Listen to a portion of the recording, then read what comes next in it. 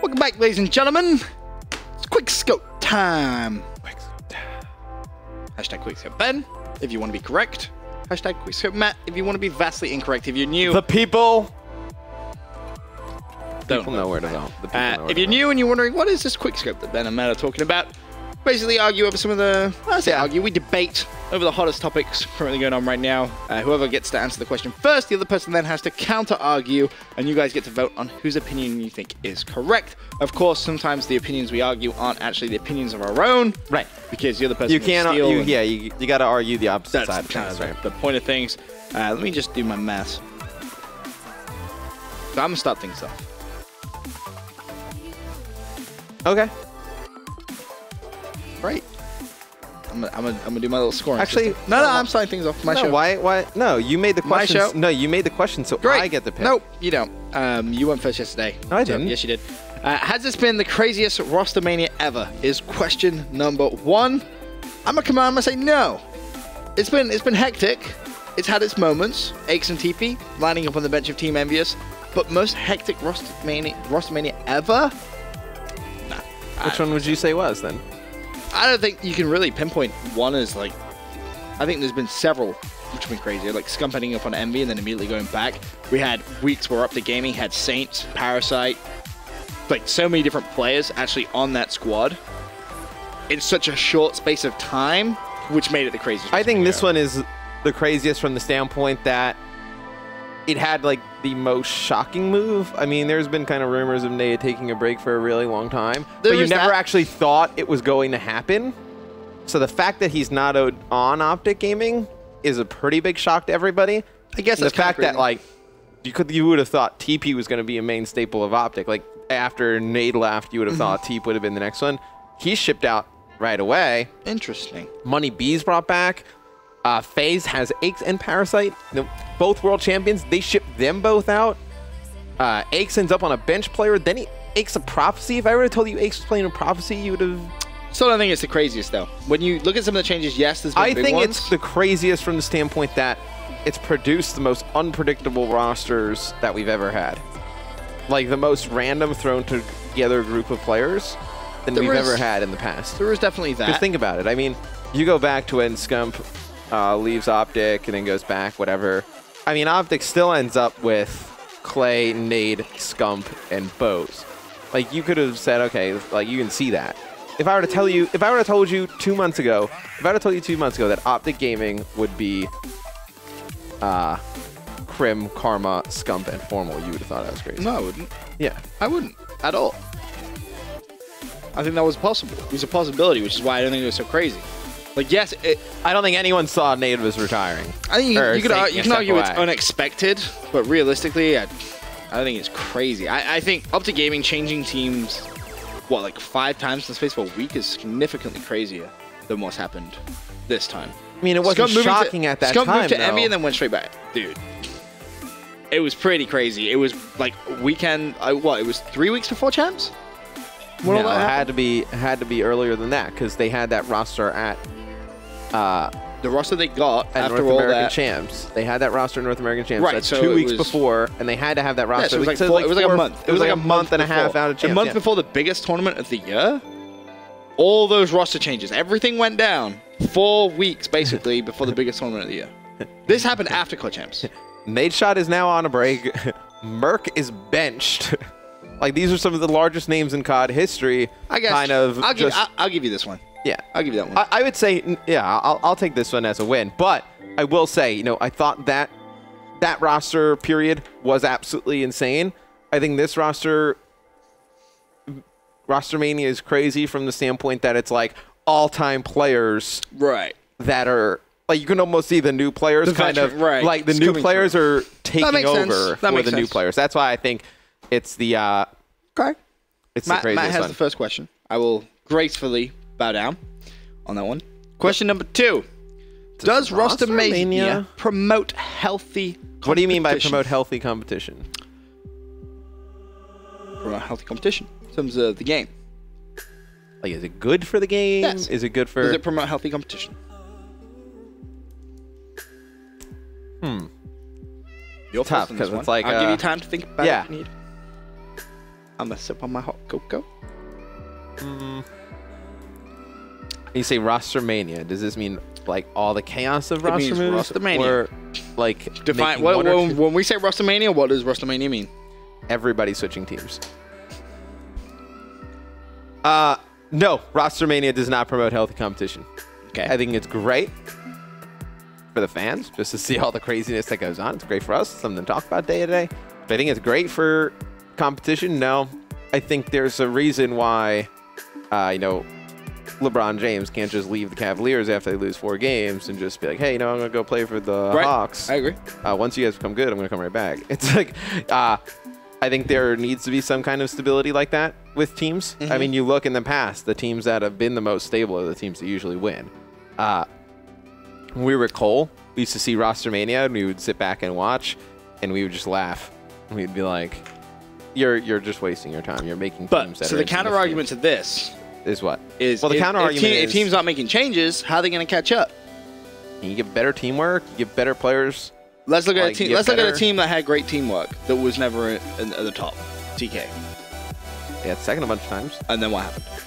They didn't make a roster change, which you yourself have been quoted to say they should have made a change. But that's not Rustlemania. That's just making one change. It's making a team change. Right. That's okay. One change. But I'm in for. That's why I asked you what you meant by that, because Rustlemania means everybody changing teams like chaos. Rustlemania, making a single roster move is something I think completely different. I agree, but in all honesty, I think everybody shuffling the decks like this, nobody's getting better. I mean, are you really? We went through every single team earlier on, and we went, all right, did this team improve? Right. Yes. Did this team improve? Yes. But did they get to denial and Optic Gaming? But were they already at that level? No. So technically, hold on, I got you trapped in the corner right now. What? You said, and I quote, all this Rustlemania doesn't make teams any better. But we went through every single team change earlier on, and you yourself said every single team has got better. Yeah, better. But they're never going to reach the goal of getting to the top. They didn't make. But they were never going to reach that before. They could have. How? Go take a player from Deno. Take a player from Optic. So then you're promoting roster changes anyway. I'm promoting one roster change. No. I am not promoting. Dude, I got you. I am not promoting teams that look like they're made from money 8s. Look at the team from, like Puckett said yesterday, look at TK. But they are better. TK is that not a better squad? Team. Is that a better squad? Probably. But then you said yourself, then we said ourselves, we laughed. We were like, oh, are they going to have teamwork? Oh, probably not. But it's going to be better competition. You thought Parasite was going to get killed by Sharp in the house. The teams got better. You don't know that because we haven't seen it on paper. But which is what we're going off. Everything we're going off is by paper. Every single team. You said every single team got better. How many Rustlemanias have produced a team that's like won?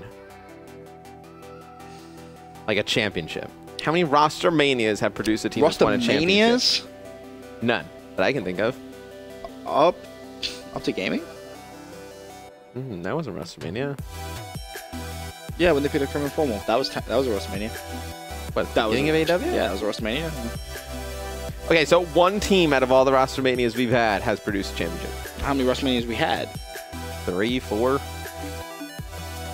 So it's only worked for one team out of every team who's reshuffled the deck 4 times. And it's probably going to work again. Once. And it's probably going to work one team. And it's probably going to work again. Up to gaming. Oh, that's not Rustlemania. They made one player for one player. And that starts everything. That's what Rustlemania is. We are currently in Rustlemania. That was a trade made in Rustlemania territory. You can't argue that. You know that's true. They made a one player for one player move. It's going to work. Play for karma. You consider that Rustlemania? Yeah. There was more than one roster change. Everything went crazy at that time. So that's just technically 2 out of 4 if we consider there's been 4 Rustlemanias. We consider 4. So that's a 50%. Okay, fine. This one is going to be successful as well. So that's technically 3 out of 5. You don't know so I'm more than 50% correct in this one. I'm just saying, when it comes to Rustlemanias, teams are making team changes to improve themselves. Every single team that we went through earlier on has improved. Fact. Let's say that. We said on paper they look like they have, but we haven't seen it. Well, where is my... Hold on, I am up 52 No. Hold on, wait. This isn't over because this is actually an interesting debate that we were actually having good debates on. No, I had it. We went over the rosters. I have it. I'll show you. Where is it? Show me the rosters. We thought Optic Gaming got better. Right. So OG got better. We said ON got better. But are they really a contender? Did it promote healthy competition? As in, did the teams get better? Is ON better now than it was before? Yes. I mean, could nothing to do with the players. Could ON have gotten worse? Right, exactly. So Rustlemania has promoted healthy competition for ON. Envy looks like an 8s team, but if they play like they do an 8s, we think they'll be pretty good. Has it got better? Individually, yeah, there's some good players. So that's Envy. FaZe Red, we thought they went down. FaZe Red's about even. Maybe you've gone down. Red, I argued they were even. I argued they were even. One team. I said they went down. One team. I thought they were okay, even. One team. TK. They've got Parasite now. They have Parasite. Whether the team works, but on paper they're better. Is Prof better than what they were? They have Aches now. Center and Moch. Who've already won a championship. Sensor's won a championship. Sensor's won a championship. Moch got what, like top 4 champs? Like, yeah. But these are players. These are good teams. Okay. We just haven't seen them play If I would have yet. told you at the beginning of Advanced Warfare that Aches was going to be on Prophecy, playing with just hear me out. Playing with Mochilla, Center, and Apathy, what would you have said? What would you have said realistically? Come on. They won the first tournament of the year. Okay, I'm saying before AW started. At the end of I would have Ghost, been surprised. At the end of Ghost, if I came to you and said, I think Aches is going to go team with Moch, Sensor, and Apathy, what would you say? I would have been surprised, 100%. Right. But those three players have already won a championship on AW. This isn't that crazy. If I would have told you at the end of Ghost, I think TK, Round COD champs for AW is going to be Parasite, Goonjar, Sharp, and Nameless, what would you have said to me? 2 duos put together would be surprising, but all I'm saying is it isn't as one-sided as a lot of people think. This argument does have weight for both. Yeah. You get the win. I get the win there. But not as one-sided as it normally is. The people have returned. All right. Well, what is the greatest roster move of all time?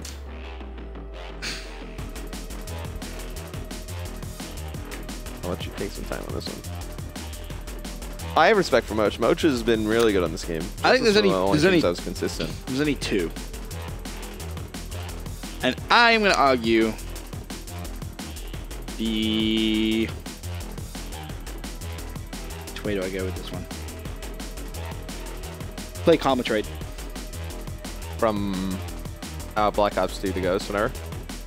The reason behind that was because it was such a heads-up play to recognize the game is changing, and if you want to continue winning, you need to change. Who would make a heads-up play like that? So yeah, this is why I hate arguing. This is why I don't want to argue, because who would ever to think of make a great heads-up play like that with foresight, looking forward, not looking in the moment? Who would ever make such a great decision? Like that's such a heads-up play, because not many. I'm looking for somebody who would make a great decision like that. It was Matt's decision. Was it me? It was Matt's decision. But yeah, I think that, in all honesty, was such a. Because not many teams will deal from a power position. It was a ballsy move. Right. If it fails, you guys look like dumbasses. No offense, you do. But it didn't. It worked greatly. It was a ballsy move, I'll tell you that was a huge roster move, and I honestly think that when you look at it. What is the other one you were contemplating? I was thinking about, if I tell you, you're going to argue it? No. I was going to say Karma to OG. Oh, really? That's a pretty good that was even one of the ones I was going to think. What were you thinking of? So I kind of knew you were going to say that one. So the 2 that I were thinking of was Clay to Cole for 2 quick. No, you said. Oh, sorry. Yeah. Okay. Clay to Cole for 2 quick, because that kind of sparks that whole Black Ops 2 run. Or the other one I was considering arguing, which I don't even know too much about, but I think there was like a Reddit thread on it yesterday. I was kind of like browsing through. Correct me if I'm wrong. Scump kind of screws over Proof to get on OG. I mean, and then Scump is on OG pretty much from there on out. It's not really. It's not how it happened. Screwing over? I don't know what happened there. That's a story for another day. You need to speak to the players about that for 100% confirmation on what happened. But are you going to argue the Clay to Cole? I'm going to argue the Clay to Cole. I think picking up Clay for 2 quick, that was a team that they kind of felt. I mean, going into champs that year, 2 quick was one of the best anchors. And then, everyone started running the foul, and Clay had an amazing MLG Dallas. Okay. And I mean, Clay kind of doesn't get screwed over. So basically, doesn't get screwed over. This is the argument. The argument is like to get Clay in the first place, right? To spark the long run, or the move to get Karma to continue. See, I think. And you may disagree. Yeah, the runway will never have started without Clay. I'll tell you right now, 100% fact. Clay doesn't join Cole, Crim leaves. Cole never exists. Right. But that whole Dynasty era, that's what made that team I'm so good. I'm saying that move never happens because that team never exists if Clay doesn't join. Right. That's what I'm arguing. Happen. And you yourself will agree with me. Like you can agree that you think that was a better move. Picking up Karma from a power position is a much better roster move than picking up Clay in the first place. Takes balls to do. Cajones, ladies and gentlemen. Cajones. Yeah. Well, I win that one again. You win that one. That surprises me. Would you agree, though, that you think that's a better roster move?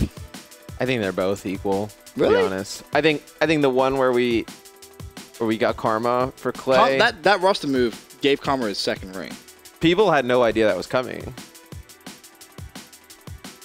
I remember Golden Boy was here, actually. Because I was supposed to cast the Pro League, and it was supposed to be Cole versus TK. And I was in the back, and I was like, hey, Alex, we can't go live with that. And he was like, why? And I was like, because we're announcing we're dropping Clay. And he's like, shut up. I'm like, yeah.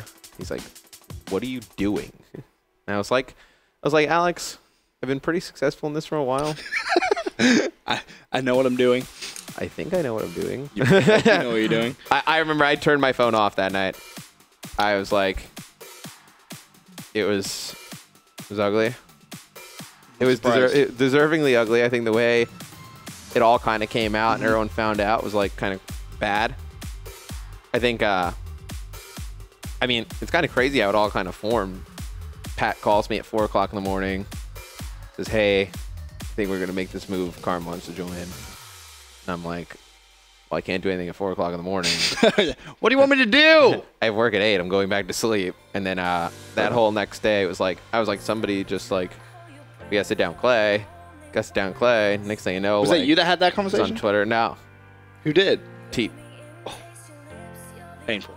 Not a good conversation to have. All right, moving on. Realistically, looking back, I should have been the one who had the conversation, but I was like on the way here, and I'm trying to get all the other things sorted out. It's okay, you did. No, I messed up that. All right. Hey, I say I messed up that. Next. I told Clay I messed that up. Next question. You're first. What would be the best team out of all the subs and free agents? You limit to 1 sub per team, which is ironic because the only reason I said that was because Merk and Fakes were on the same team. Now they're not. So who do we have sub-wise? Well, I think I would take Theory. Actually, who's on the sub team with Theory? Huh? Who's a sub with Theory? Theory's on FaZe. Mm-hmm. Who else is FaZe's sub? Aqua? No. Yeah. Yes. Actually, yeah. So okay, hold on. Ooh, and you can only take 1 sub per team. You're a sly dog. You're a sly dog. I would take Aqua. Yep. If you dare say the same thing I had, I'm gonna cry. Aqua Facento. Don't do it. Please don't do it. Please don't do the team I have written down. Because Nagafin's on Elevate as well, right? Yes. So I can't pick him. Otherwise, you could just pick TR. Right. Otherwise, I think we both would have picked TR. Yo, guys, we can't pick a like all of TR, because it has to be 1 from each team. You can't pick so like Aqua, Facento and Nagafen are both on Elevate, so we can't pick both of them. Aqua, Facento. I have my 3rd. Who would my 4th be? Who are some of the other subs in the league? I'm trying to think. Theory's on FaZe. He's with Aqua. I can't pick him. Pac-Man. Llama God. I could take Pac-Man. Let me go to my email. I'm going to bust out the list of the official subs. I have my team. Ooh, that's my team. Did Ron just really tell you? My team is Aqua, Facento, Nadeshot, and Dito.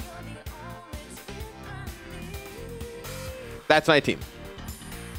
Dito, Aqua, Facento, and Nadeshot. That's the best team I think you can make out of all the Disagree subs. completely. Aqua, Facento, Remy, and Dito. So we basically have... I have 3/4 of TR. That's the most you can possibly get. You have Aqua, Facento, Remy, and Dito? Yes. And I have Aqua, Facento, Nadeshot, and Dito. Yes. So I have Nadeshot over Remy. Yes. Who did Nate Shot sub in for TR and they won the 44 respawn the other day? Sento. Sento? Okay, fair enough. So that's pretty much the only difference is I have Nate Shot, you have Remy. Both pretty close. Both pretty close. I think 3/4 TR, though.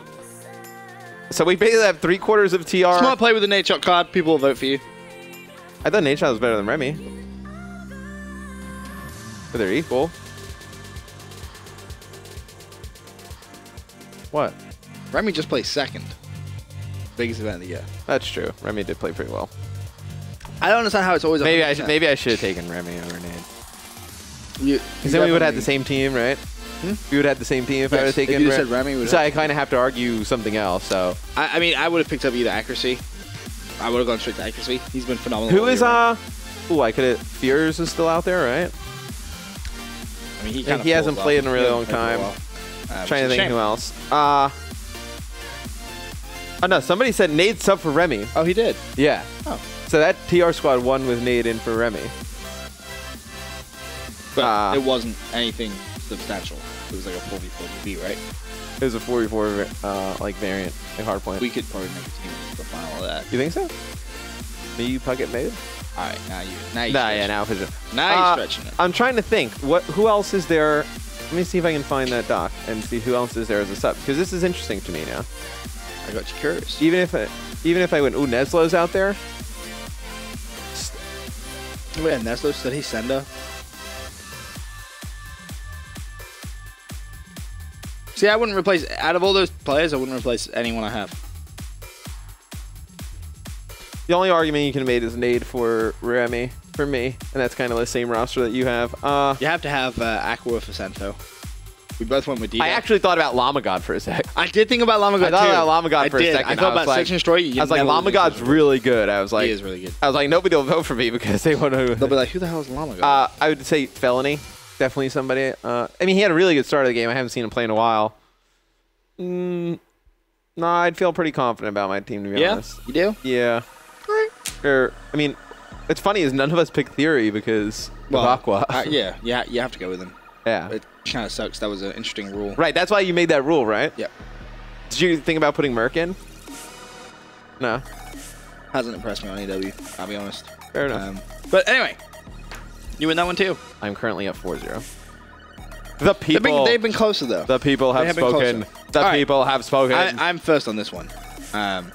Is stopping power not returning to Call of Duty next year a good or bad thing? You know what stopping power is, right? That's when you shoot the bullets through the walls, or no? Oh, that's you don't know what stopping power is. Oh my god, stopping power. I've never played MW3. I never played like stopping power was a perk you could use, which basically increased the damage of your bullets. Why would that be allowed? Exactly. Why would they? And that was a perk you could have on. First. Wait, hold on. That it's not returning is a good thing. Hold on. Argue why it's not. Argue why. No. Oh, I forfeit this topic. I want to ask you more questions about this. No, you don't. So this was a perk. All right. Oh yeah, no. I win the Quickscope 4-1 today. Yes, I got a point. Let's go. Ben gets a point. Let's go. So wait, not a shutout. Because my first Call of Duty, like a lot of you guys in the chat, I don't know if you know, but my first Call of Duty was Black Ops 2. Played a little bit Black Ops 1. Really? Yeah, just not like competitively, but like PUBG and whatnot. Yeah, I played some of that. I did not know that about you. So there was a perk in MW3. So COD 4, MW2, and MW3. I don't think it was in Black Ops 1. It wasn't in Black Ops 1. Okay. And it gave basically, Infinity Ward loved this perk. And it gave you extra damage on your bullets. Yeah, and through objects. And you could have it on all, and it was like all, it's basically having like double damage in Quake, but you start with it and have it all the time. Imagine like FMJ. I mean, it's weird because they had Deep Impact as well, which was where it really got like into a bit of a cluster. Why? Deep Impact was, a lot of people were saying it was only through walls. That's what Deep Impact did. That was bullet penetration. Stopping power was actually to the actual bullets itself. But you could counter that using, oh my god, it's just gone from my brain. Juggernaut. That was one that a lot of people complained about, right? Yeah, because it was like... You got like a lot of extra health. You could counter it, though, which was a thing, but it was still dumb. Because the argument is always going to be, well... Why would you Why not just balance the weapons to the point where no one can get increased damage? See, my whole argument... I was in World at War as well. Was it in World at War? Maybe.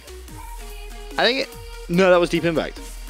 My thing is if everybody is using a perk, it's overpowered. What about lightweight and AW? But that's a thing. Like I don't know. Like I don't know what your definition of overpowered. My definition of overpowered is if everybody needs it to play, it's overpowered. If they need it to play, like all right. So everyone uses lightweight, but they didn't need it to play. Right. But see, like something like toughness, I would say that's like overpowered. In this game? I would say not in this game, not as much in this game. But like let's say Black Ops 2. Toughness. Like toughness is like overpowered. Like for the fact that like everybody needed it. Right. Means it's like super OP, regardless of whether we loved it or not. You look at it as just a gameplay element. Everybody needs it. It's overpowered. So would you? I mean, look at like. So all right. So how do you fix that? Do you take the perk out and just give that kind of perk everyone that has that ability naturally? That's what I think. Or do you just remove the perk completely and you have to play? Well, there's two ways. It's like, do you increase? Which one is the better way though? I think to just give it to everybody, but increase flinch a little bit. So it's kind of like, what, 75%, I guess? Like, let's say, like, toughness is like 100%. Like, you would go, like, 75 and give it to everybody. Because I think... See, that's the way I've always looked at things, in all honesty. Kind of like that. Like, things like lightweight. Doesn't really make sense to me. That's why, to be honest, I loved them getting rid of Dead Silence. I know a lot of people were, like, against it. Because everybody has to have it. It's overpowered. Like, you look at it, like, from that standpoint, it's like everybody has to have something. It's overpowered. Right. Like, because clearly there's a reason everybody wants it, right? Like, I think the way they've done, like, mute and everything, I think that's the way to go it. I mean, you look at it. I like mute. Mute's cool. But the fact that they didn't have mutant in the first place, I think that's where the worry really was. Like, right. Because imagine playing Search and Destroy without mute. Obviously, some people do, but you tend to see at least one person, maybe two people on every team kind of run it in Search and Destroy. But it's great because Respawn, you don't use it. I mean, even something as ridiculous as, like, look back to Black Ops 2, like, long barrel. Right, on the MSMC, everybody had long barrel, right? Is there anybody who ran it without long barrel? I mean, Theory did long barrel laser.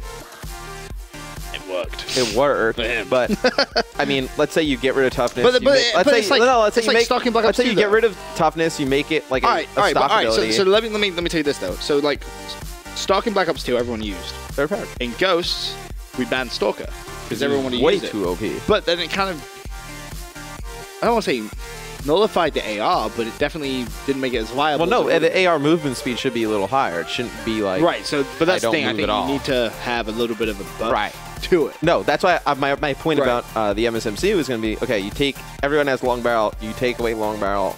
You add an extra increase, like, on range from it. And then let's say you make toughness like a passive ability that everybody has all the time. And it lowers it, whatever. Think about what you can immediately, use. I mean, let's say my shot's really good and I don't want to use grip. Like, let's say grip kind of reduces your all the way down to 100. So it's like you have toughness completely, like the actual perk. Oh, that's cool. But then let's say I have a really good shot. I don't need that extra 20%. Maybe I go with like laser. Maybe I go extend mags. Maybe I go fast mags. Maybe I do something else. It just adds like maybe you different use something variety. Completely different in your pick system, extra perk. Right. Maybe use an extra perk. Maybe there's something else you can use. Design a game. Who? You. I'm a genius. Blast Suppressor, I think, is a Blast Suppressor kind of OP as well. Disagree.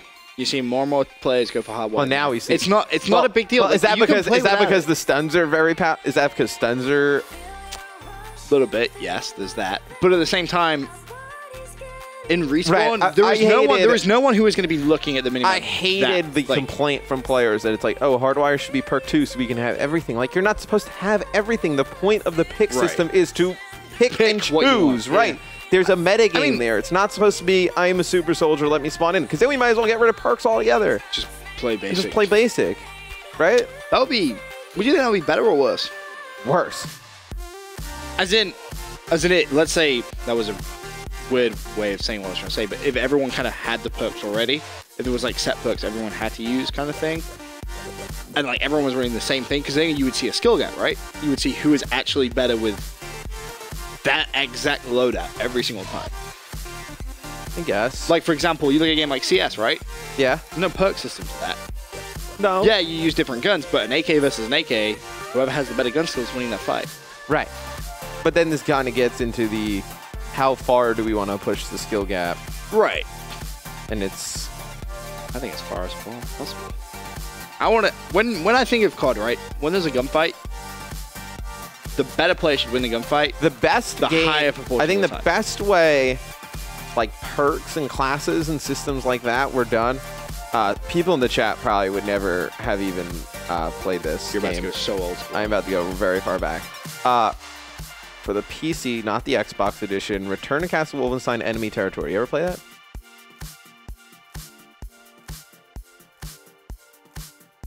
How would you just say? Return to Castle Wolfenstein Enemy Territory? Never. Okay, so they had a whole class system broken down. You had assault player. It was assault engineer. Oh, you've told me this before. Yeah. Okay, so I'll tell you guys a little bit. This is great. So you had medics, assault engineer, and lieutenants. Okay. Right? So your lieutenant would have a whole skill tree that by the points he got in game would upgrade his abilities. So the games would last, 10, 11 minutes.